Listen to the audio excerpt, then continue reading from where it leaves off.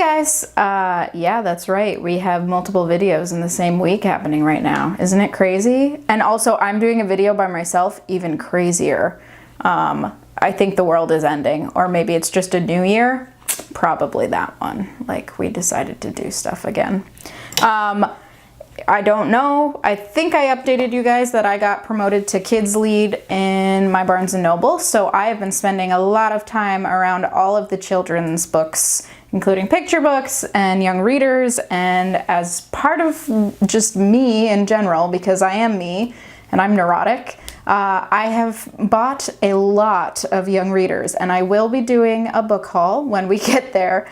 But for now, I wanted to talk about one that I've read because I feel like it is a great one and is new. So a lot of you might not know about it, and more than that, a lot of you might not have kids either old enough to read it or kids in general to read it, but you should read it as well. I'm going to start right here with The Blackthorn Key by Kevin Sands. So this guy is a bit of a chunky book for young readers. One of the things I've noticed while working back there is that the young readers of today have a lot more variation in length than the young readers that I remember as a child.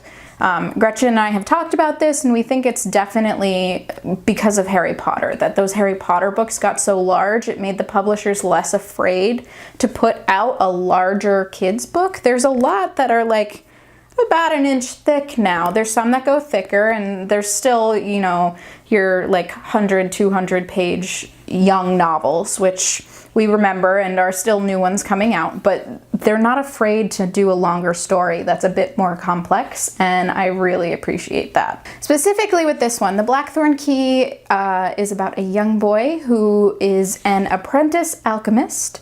He is in love with his master, who is very kind, which is not the case for a lot of apprentices. They get beaten, they're basically a whipping boy. His master is kind to him and takes care of him and takes him in from the orphanage, essentially.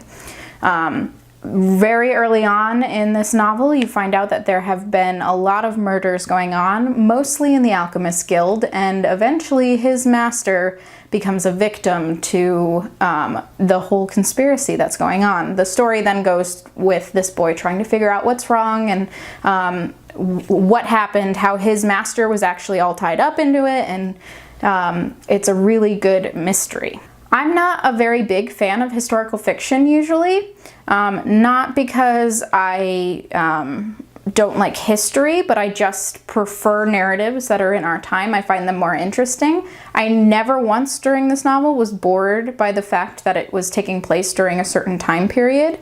I never got disappointed that because it was set in the past, it became boring and was more ruminating on things that didn't matter in my mind. Because it is a kid's book, it is meant to keep you engaged throughout the story. It never dragged, and it made it so that even though this is a book set in a time period that normally I wouldn't read on my own, I not only was able to read it, I was able to enjoy it. The other thing I wanted to talk about in regards to this book is how violent it actually was.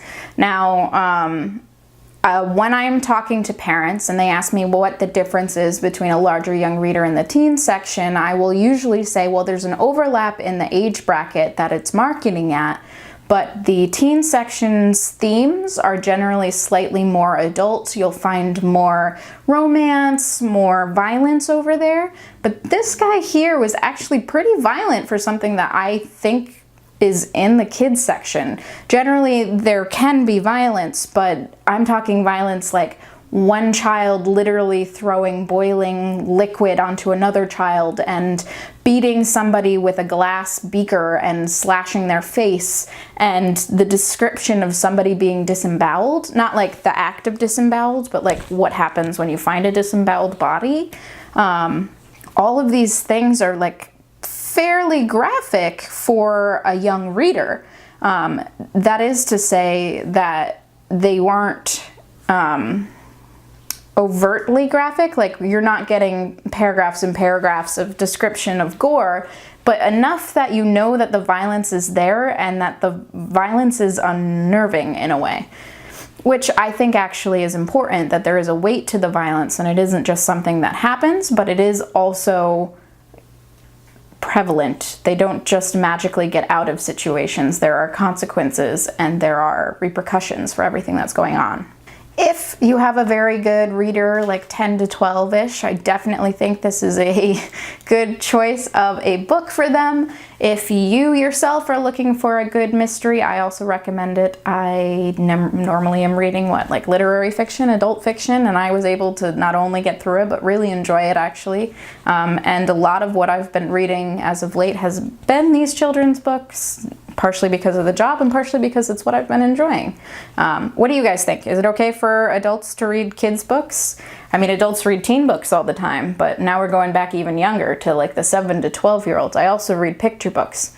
What about that? What about that? Oh my God, it's all crazy. Gretchen will be back with me tomorrow, and then I'll be back, and then Gretchen will be back, and we're gonna be making videos all the time with the schedule again. It's gonna be great. It's gonna be great, guys. Who's pumped for 2017?